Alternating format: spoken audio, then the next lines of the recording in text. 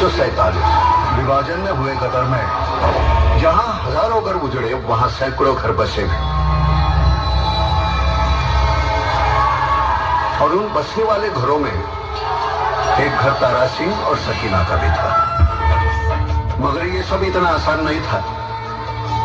खुशियों के चंद साल बीते ही थे कि एक दिन अपनी पत्नी अपने बच्चे की मां को हजारों मुश्किलें झेलकर अपने ससुर अशरफ अली को इंसानियत का पाठ पढ़ाकर तारा सिंह सकीना को खुशी खुशी अपने घर हिंदुस्तान ले आया। इस बात से हिंदुस्तान में तो खुशियों के बाजे बज गए, मगर पाकिस्तान में मेजर हामिद इकबाल कैसे छुप रहता? उसकी बटालियन के तो 40 जवान मारे गए, वो भी एक हिंदू की वजह से, एक हिंदुस्तानी की वजह से। हिंदुस्तानी जिनसे उसे सख्त नफरत थी। असल में हामिद इकबाल आजादी से पहले ब्रिटिश इंडियन आर्मी में कैप्टन था। उसके बावजूद बंटवारे की वहशी आग से वो अपने परिवार को हिंदुस्तानियों से बचा नहीं पाया। इसलिए अब उसकी रगों में सिर्फ नफरत उफान मारती थी, हिंदुओं के लिए, हिंदुस्तानियों के लिए। अब उसकी जिंदगी का सिर्फ एक ही मकसद था, गजवाए हिंद।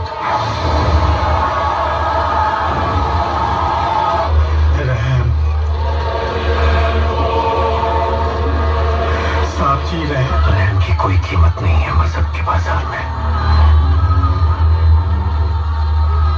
भीख मांगी थी रहम की मेरी अम्मी, मेरे अब्बू ने, मेरे भाई बहन, सबको मार दिया तुम्हारे लोगों ने वहां दिल्ली में। तुम लोगों का मुल्क था, तुमने मारा। ये मेरा मुल्क है, मैं मारूंगा। ये मुल्क मेरा भी है, हमारी 4 पीढ़ियों ने तुम्हारा मुल्क। ठीक है, इस मुल्क पे बनकर दिखाओ।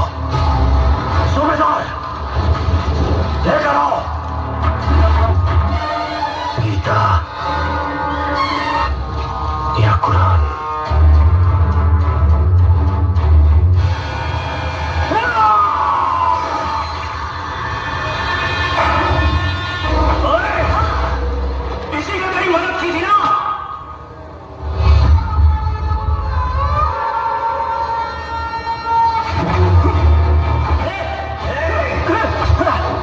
मेरे घर में घुसकर मेरे पे हाथ उठाता है, ऐसे ही तड़प रहा होगा तेरा बाप भी तेरे लिए। हाँ, मरा नहीं है वो, जिंदा है तारा सिंह, तुझे बचाने जरूर आएगा।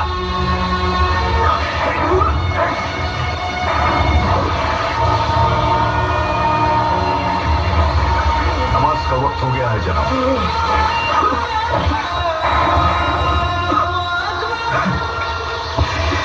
हामिद इकबाल, जिसका बाप जिंदा हो, उस बेटे को क्या फिक्र? नमाज पढ़ने जा रहे हैं ना आप, तो अल्लाह से अपने लिए दुआ मांग लेना, मेरा बाप पे यहाँ ना आए। क्योंकि अगर वो यहाँ आ गया ना, उसने मेरी ये हालत देख ली, तो तेरे इतने चीथड़े करेगा, इतने चीथड़े करेगा, इतने चीथड़े करेगा, तेरा पूरा पाकिस्तान नहीं गिन पाएगा।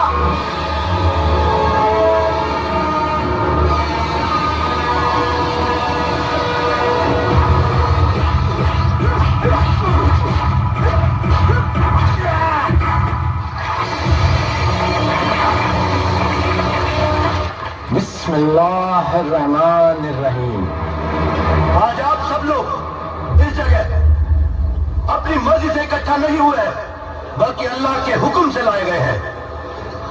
आज से कुछ वर्ष पहले एक हिंदुस्तानी गुनहगार ने जो आजाद किया था, आज अल्लाह उसे अंजाम तक पहुंचाना चाहते हैं। नारे तकबीर।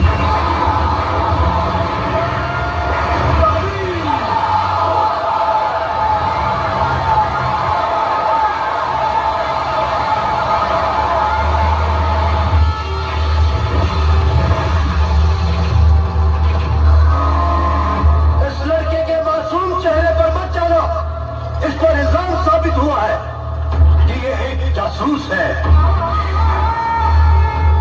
और न सिर्फ नकली पासपोर्ट, नकली वीजा के जरिए ये हमारे मुल्क में दाखिल हुआ, बल्कि इसने नकली मुसलमान बनकर इस्लाम की तौहीन की है।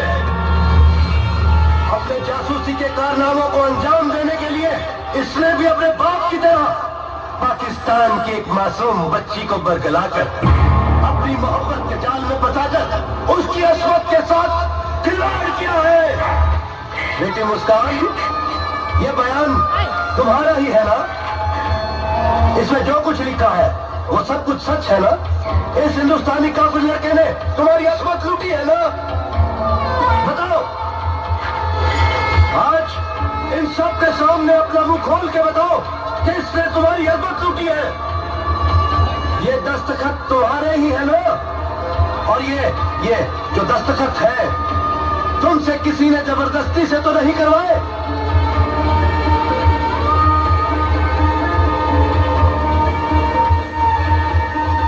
ये दस्तखत तुम्हारे ही है ना? जी जी जी जी इससे बड़ा कोई और गुनाह इस्लाम की नजर में हमारे उलेमाओं ने कहा है, एक दिन रस्वाए हिंद होगा, एक एक हिंदू मुसलमान बनेगा, और ये हिंदू हमारी मासूम बेटियों को बरगलाएंगे, उनकी असमत लूटेंगे, उन्हें हिंदू नहीं बनाएंगे।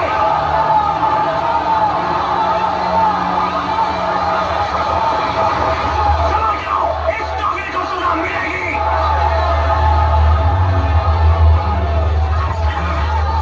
मार दो इसे तोप के मुंह में और देखने दो पूरी दुनिया को शरीयत का इंसाफ। क्या इंसाफ है तेरा? तूने जितनी कुरान पढ़ी है ना, उससे कई ज्यादा मेरी माँ ने मुझे सुनाई है, समझाई है। और शरीयत में लिखा है कि मरने वाले की आखिरी ख्वाहिश पूछी जाती है। तुझे इतना भी नहीं मालूम? इस अजीम गुनाह के बाद तू अपनी आखिरी ख्वाहिश का हक खो बैठा है लड़के। पर रहम दिल है पाकिस्तान का कानून। बता,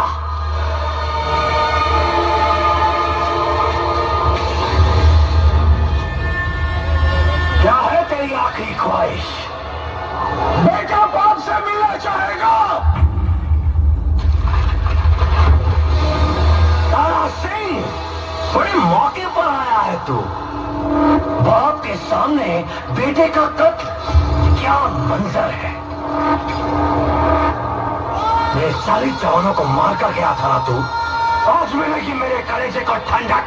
जनरल साहब, मेरे बेटे को छोड़ दीजिए, वो बेकसूर है। तुम्हारी लड़ाई मुझसे है, मैं तुम्हारे सामने खड़ा हूँ। मेरी लड़ाई हर हिंदुस्तानी से है। बहुत जुल्म कर लिए तुम लोगों ने हिंदुस्तान में मुसलमान भाइयों पर, अब हम उन्हें आजादी दिलाएंगे। कैसे आजादी दिलाओगे तुम? हिंदुस्तान मुसलमानों का है, हिंदुस्तान क्रिश्चियनों का है, सिखों का है, हिंदुओं का है, हर हिंदुस्तानी का है। और इन सब ने मिलकर आजादी की लड़ाई लड़ी है, कुर्बानियां दी है। अच्छा, और वो जो इस पाकिस्तान में बंगाली मुसलमान भाइयों को गुमराह करके मुक्ति वाहिनी सेना बनाई है, उसका क्या? हमने कोई सेना नहीं बनाई, वो सब तुम्हारे जुल्मों का शिकार है। अरे तुम्हारे सिपाहियों ने 30 लाख बंगाली मुसलमानों का कत्ल कर दिया, वहां की औरतों पर अत्याचार किया। नहीं, सब झूठ है। तो वो क्या है? 1 करोड़ शरणार्थी हिंदुस्तान में है। वो तुम्हारे ही लोगों ने दुनिया को दिखाने के लिए पेश किया है। झूठ बोलना बंद कर जनरल, ये सियासी खेल बंद कर, मुसलमानों का आका बनना बंद कर। अगर यहाँ के लोगों को तुम्हारा मौका मिलेगा हिंदुस्तान में बसने का, तो आधे से ज्यादा पाकिस्तान खाली हो जाएगा। तुम्हारा ये सियासीपन तुम्हें भिखारी बना देगा। कटोरा लेकर घूमोगे, भीख भी नहीं मिलेगी।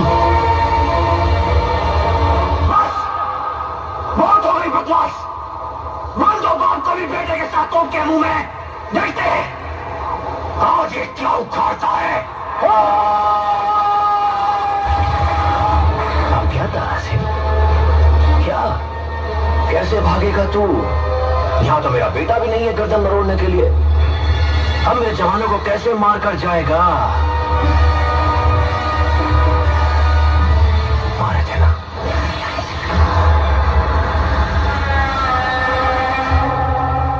और तू बेटे के सर पर बाप का साया फूका था ना मेरे मुंह पर। अब थूक ना, तेरा बाप भी यहां है।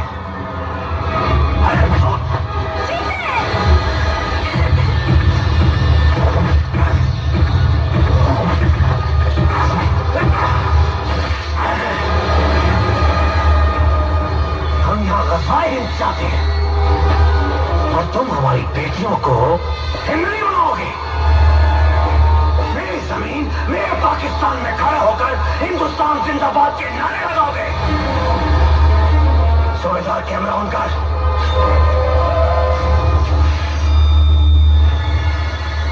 अब तो चिल्लाएगा हिंदुस्तान मुर्दाबाद।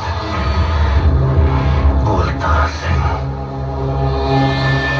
हिंदुस्तान मुर्दाबाद। बोल बोल, हिंदुस्तान जिंदाबाद था, जिंदाबाद है और जिंदाबाद रहेगा।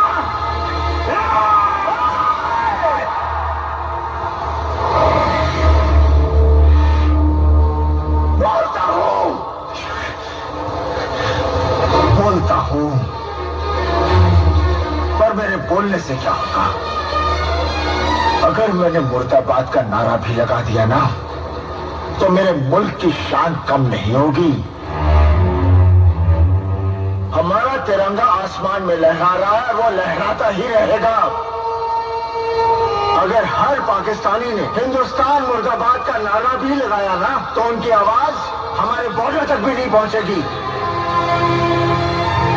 और अगर हर हिंदुस्तानी ने जिंदाबाद का नारा लगाया, तो उसकी आवाज की गूंज तुम सबको फाड़ देगी।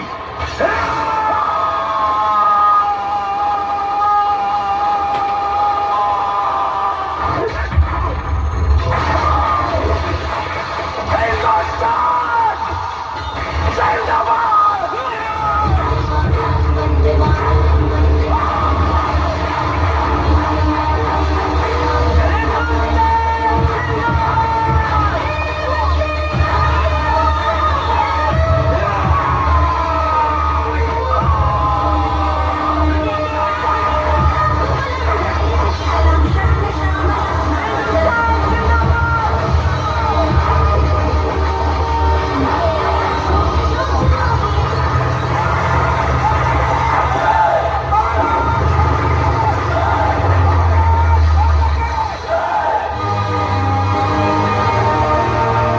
तुझे जिंदगी चाहिए या मौत?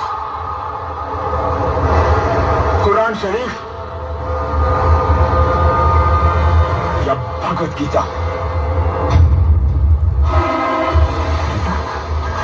गीता गीता गीता।